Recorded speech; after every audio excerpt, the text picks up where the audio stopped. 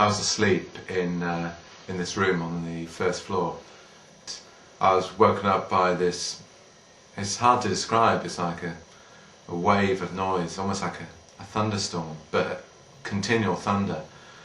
Then I just heard people screaming, and this wasn't just like one or two screams, this was like kind of continual. They smashed down the door, it took them a while to smash down the door, and I just remember seeing they had this big handheld searchlight, and they just came charging into the room, and my friend Dan kind of stood up and was like, saying something like, "We're peaceful, we're not going to do anything," and they were like a pack of wild dogs, you know, they were on him in an instant. And there was a frenzy of violence, and Dan fell on top of me, and they were just hitting him, and he was screaming. So the friend of mine in the room, Sam, was being hit, he was screaming, and there was all the background, you know, there was just so much noise. Did they react when you, when Dan said that we're peaceful? Did they say anything back? Absolutely nothing. There was no. They just still stormed in. Totally, you know, there was no exchange of words apart from maybe they were yelling abuse at us, but there was no kind of, you know, I'm going to redo your rights or anything like that. And as they left the room, there were these window frames in the room, and as they left the room, they picked up the window frames and threw them over us. And I remember thinking, you know, such an act of hatred and contempt. They were just doing this, you know, we're lying there, you know, shattered, and they just did that, and they left the room, and then a bit later, 1, 2, 3 minutes, another group of police officers came in and forced us up and forced us out of the room, and then we go down into the main hall, which was down on the ground floor. And it was, so, you know, it's almost kind of broken bones and pools of blood, really. There was blood everywhere. And I remember one of the things, I was with Dan, and one of the things that kind of struck me, you kind of think of blood as being quite thin, but the blood that was coming from him was like jelly. It was thick. Thick. It was like jelly that was coming from his head injury. One of the two things I remember is plainclothes police officer, you know, what struck me, very distinctive marking, that he had this ponytail halfway down his back, and he was masked up to here, and just standing there, again, completely unconcerned by what had happened. He was plainclothes, he was like, so... Did he have a... Probably jeans and... Did he have a vest on or anything like that? I can't remember enough, unfortunately. But he was masked? He was in what way? With like a bandana? Yeah, black, but ironically, considering all their terms of black bloc, he looked like black bloc. One of the police officers tried to stop me leaving the building with Dan when they were taking Dan out on the stretcher. The paramedic was, no, let him go, and so, yeah, I went to the hospital with Dan. I was in the hospital for maybe 2 or 3 hours, something like that. The hospital was a kind of controlled area, controlled by the police, and what was interesting was the kind of hospital authorities' reaction, that, you know, almost if there were no police around, they were a bit more relaxed, like say in the ambulance taking me and Dan, the paramedics were actually quite friendly. As soon as police were around, it was like they were suddenly tightening up and withdrawing. So it was like, you know, the police were in control. So you could feel the tension there and see that the police were in control. Oh, in very much so, yeah. This was, the hospital was like a kind of occupied territory, occupied by the police.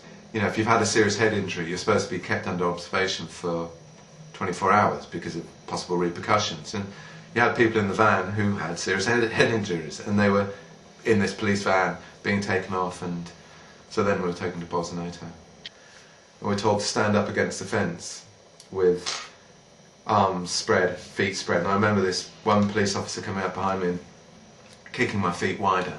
I remember one officer coming up and like kind of marking my cheek with a pen.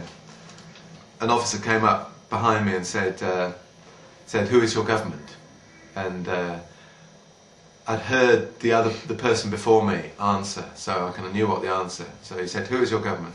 And I said, "Polizia, police," because in a situation of like the whole kind of the guidebook has been ripped up and thrown out the window. It's like a completely new game, and the police were the government. You know, the police were in complete power, and then taken into this big cell that was maybe something like 10 metres by 10 metres, if not perhaps. There was, I'd say, at least 15 or 20 people in a cell.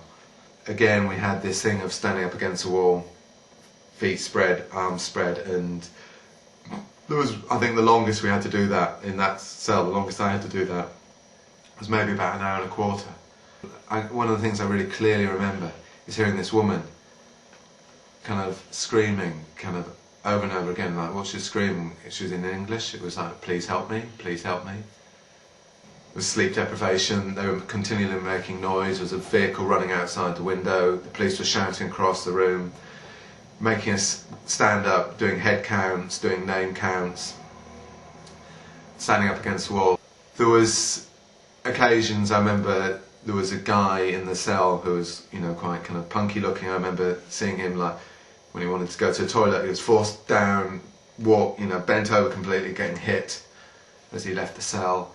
You know, when I was searched, I was strip searched by the police, and, you know, when I was strip searched, you know, this cop just hit me in the face, just bang, like that, and it was like, just hit you in the face. In Bolzaneto, there was no kind of interviewing, there's no kind of, oh, let's ask some questions, let's find out what they were doing on this day, on that day. There was no interviewing.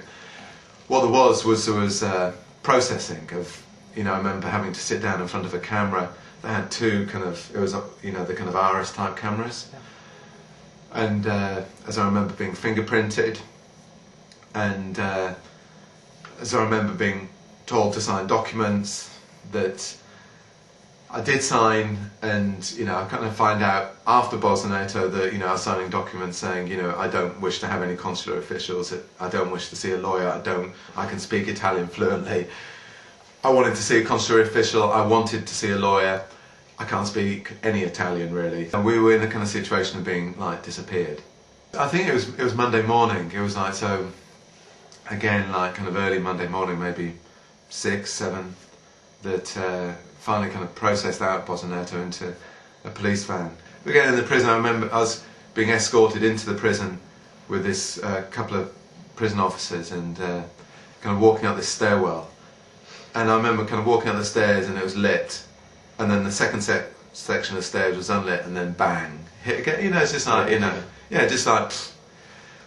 So I was in this prison, it was Pavia prison, for from Monday morning until Wednesday afternoon, and during that entire time, again, no legal access, no consular access, no exercise. The first kind of access I had was on Wednesday afternoon, when I was taken in front of a magistrate, and I was one of the last people to be taken in front of the magistrate. 10 minutes later I came back and they said, you know, there is no case against you and you're released. But I was released from the prison back into police custody, and coming to the police station, there was this big picket of the police station. There was like a lot of people there, maybe like 50, 100 people, and we were all in this coach. Because there was that, in the initial Bolzaneto, it was like, have I been forgotten about? Have I literally disappeared?